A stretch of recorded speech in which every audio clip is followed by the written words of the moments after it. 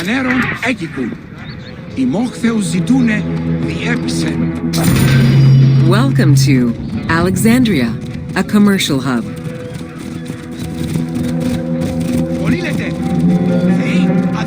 The ports of Alexandria were a major commercial hub, effectively connecting Egypt with the Mediterranean regions and beyond. A tremendous amount of materials and goods flowed through the city on a daily basis. The large port market was called the Emporion. It was there that merchandise was traded by the ship owners, called nakliros.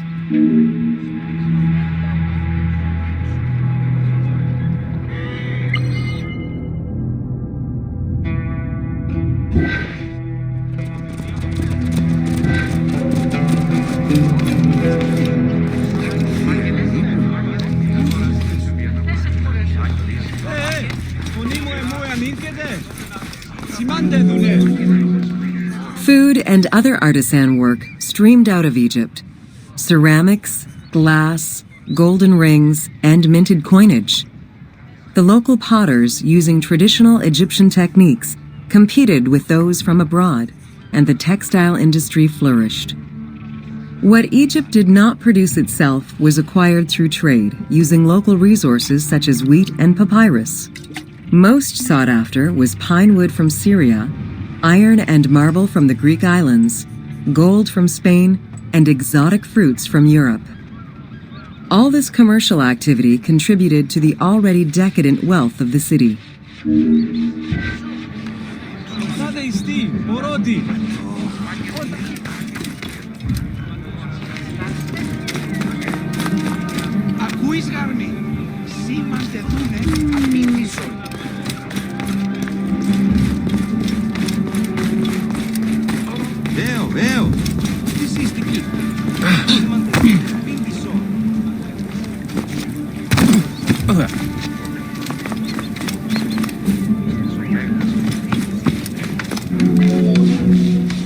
The wood imported to Port Mareotis through Alexandria's seaward ports was used in the nearby shipyards, where most of Egypt's ships were built. Employing tens of thousands of shipbuilders, the shipyards contributed to establishing the Egyptian fleet as one of the mightiest of the era. Any wood not used in shipbuilding was further disseminated through Egypt for various purposes.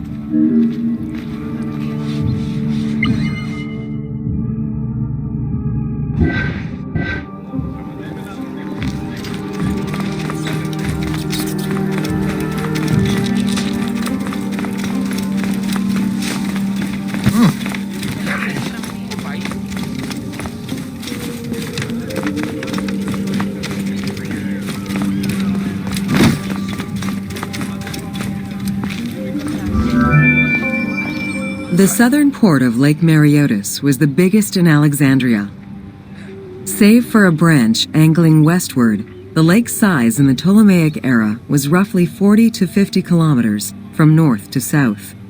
Its waters were maintained by a steady runoff from the Nile. In addition to the lake, a man-made canal was created to assist in the transfer of goods from the city to the port using barges, though it is not represented in the game due to its size.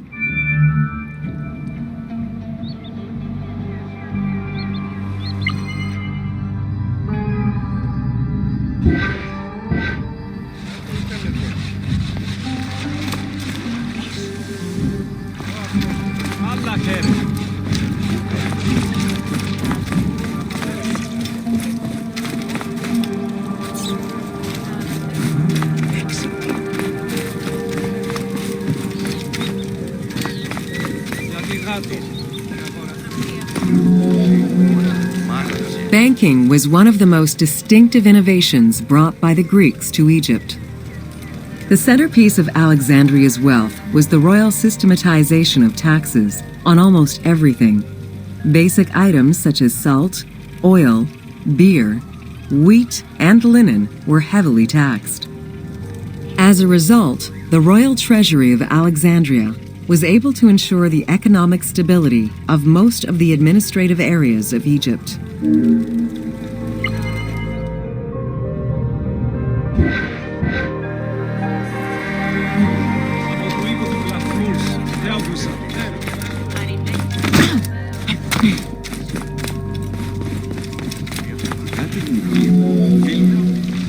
the late 12th century, the channel feeding the lake from the Nile silted up.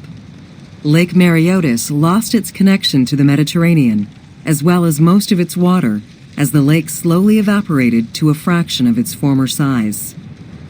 In modern times, Lake Mareotis is being kept alive through irrigation.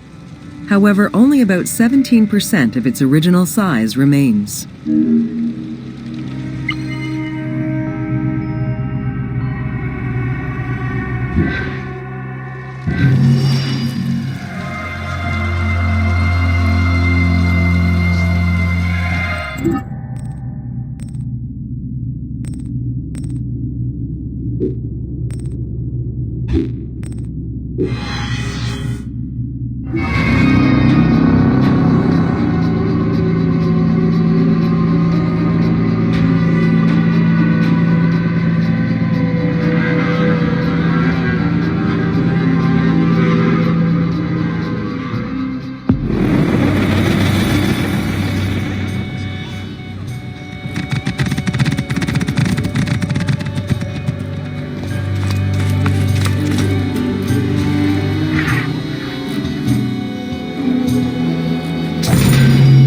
Welcome to Alexandria, City of Celebration.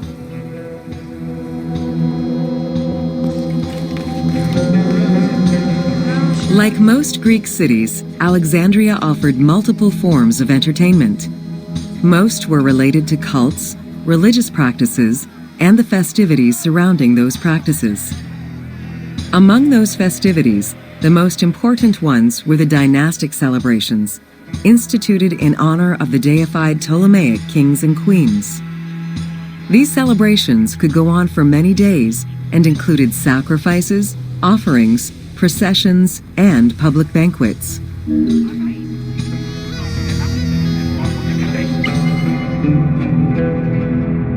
How shall I sing of thee, brightly shining one? Lofty below hunter, little golden sun. How shall I... Na na na na na, Simios Valles de Pilion, Anaprati Cadrioti.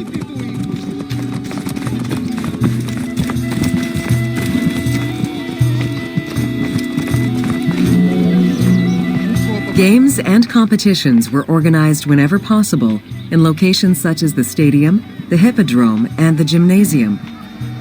The residents of Alexandria favored such events where athletes, poets, and musicians from Egypt and other cities of the Greek world competed.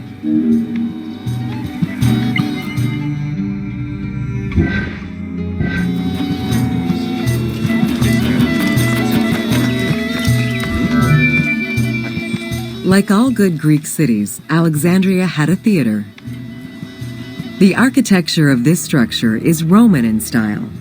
This is because the team duplicated a theater from Cyrene. Roman theaters were usually semicircular and built from scratch on a flat area with structures designed to enhance oration. Greek theaters were more oblong in shape, similar to a horseshoe, and favored the slopes of natural hills to support their acoustics.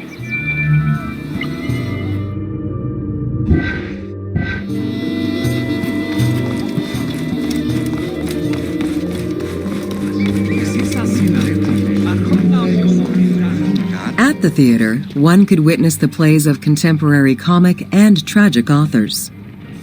The play you are witnessing below is Menander's Dyskalos, more commonly known as the Grouch, a late and popular entry in the Greek comedies.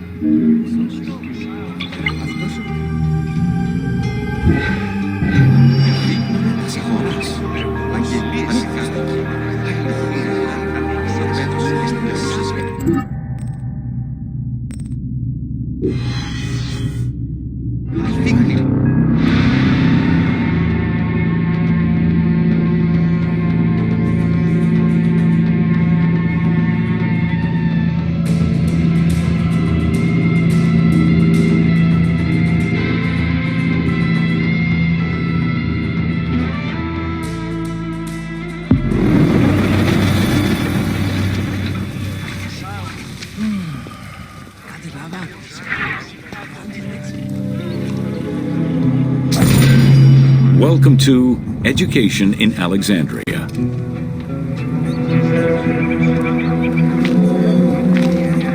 The education of young Alexandrians did not differ from the one generally dispensed elsewhere in ancient Greece. At the age of 7, the child was taken in charge by a tutor, who then became responsible for instilling an elementary education as well as good moral principles.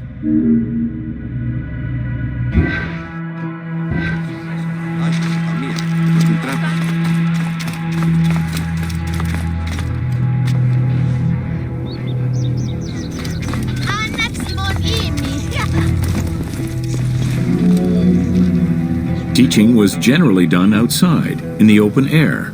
In the gymnasium, students were taught not only sports, but also topics such as rhetoric, philosophy, music, and poetry. All things deemed essential to one's education at the time.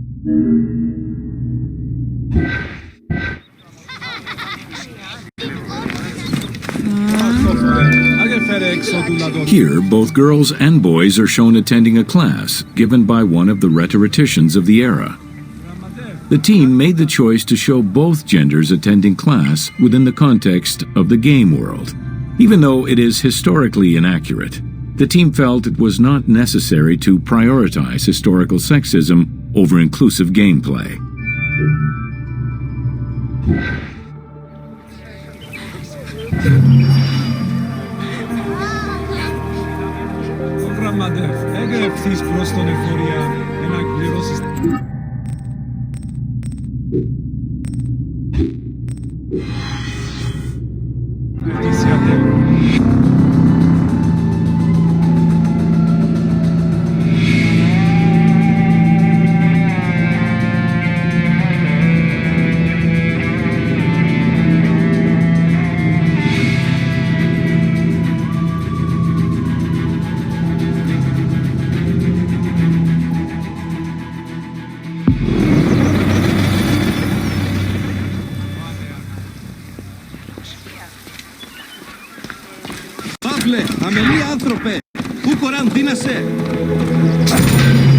Welcome to the Great Library of Alexandria.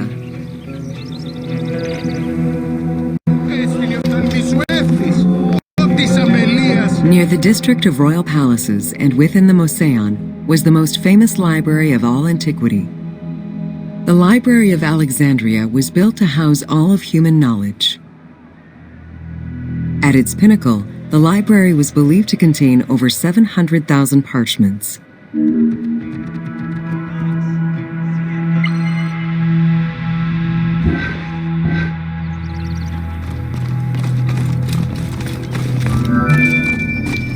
Throughout the centuries, fires and wars between Christianity and paganism destroyed the library, leaving nothing behind. The loss of the building, and more importantly, its vast collection, is immeasurable. As no descriptions are available, the team's rendition of the Library of Alexandria was inspired by the visuals of the Library of Chalcis at Ephesus.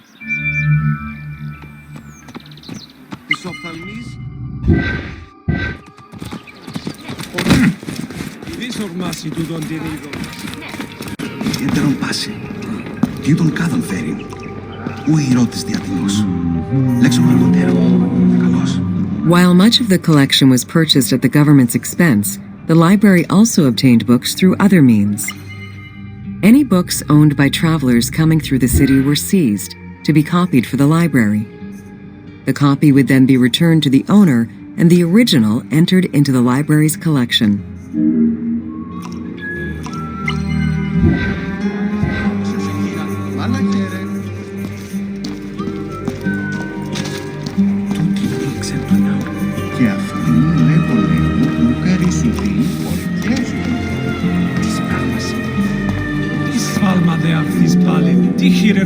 Alexandria offered unrivaled intellectual and cultural attractions. Eminent scholars from Athens, Rhodes, and other Greek centers traveled to the city to learn and engage with other free thinkers. Both the Moseon and the library were at the center of groundbreaking ideas and creative expression.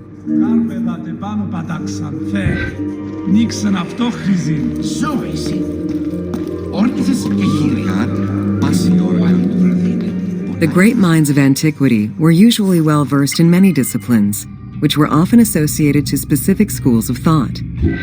The Peripatetics, the Stoics, and the Cynics were among the most well-known schools of the time. It is clear that Alexandria lived up to its fundamental role as a city for intellectuals, nurturing many great minds whose impact reverberates through our modern world.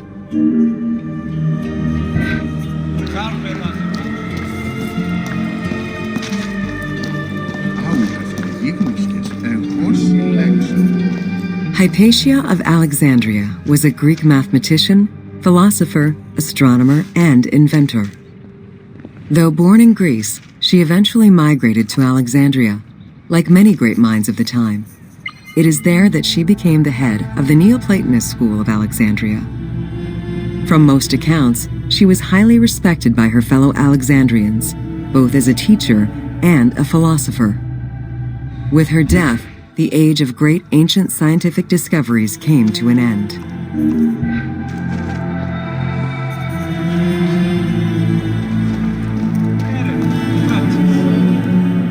Callimachus was born in Cyrene and educated in Athens. After his studies, he moved to Alexandria to work in the Great Library.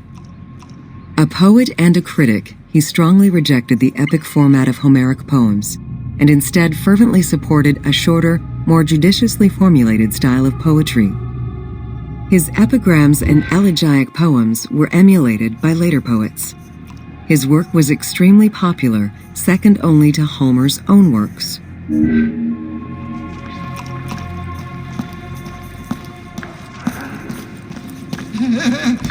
Πάντα έβησαν καλώς. Ότις αγαθότης, χαίρετε τα του οίκου σου.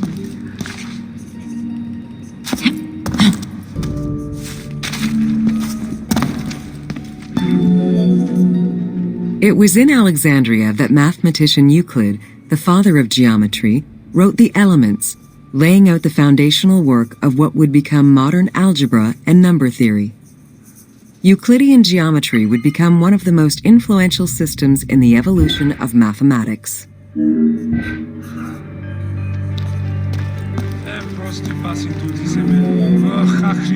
How do you calculate the circumference of the Earth? With a camel, 2 sticks, and shadows cast by the sun. This is what Eratosthenes of Cyrene described in his principal work, Geography, while he was director of the Great Library of Alexandria. He is credited for the invention of the armillary sphere around 250 BCE.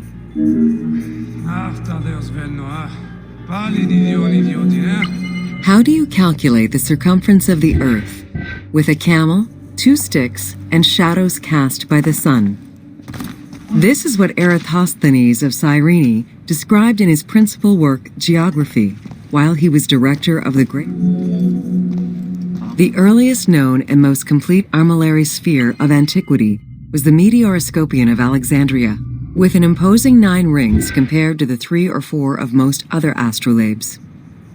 Known as the zodiac krikatoi amongst the Greeks, the Meteoroscopion was used to determine the location of celestial bodies around the Earth. Every self-respecting astronomer of antiquity would have sought to use this tool to better understand the celestial movements.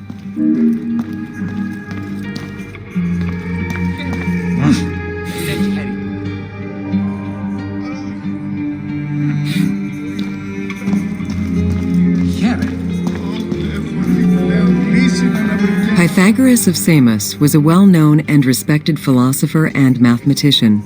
He is best known for the Pythagorean theorem. However, there is proof that the theorem existed in Babylonia and India long before Pythagoras was born, casting some doubts as to who exactly originated the theorem.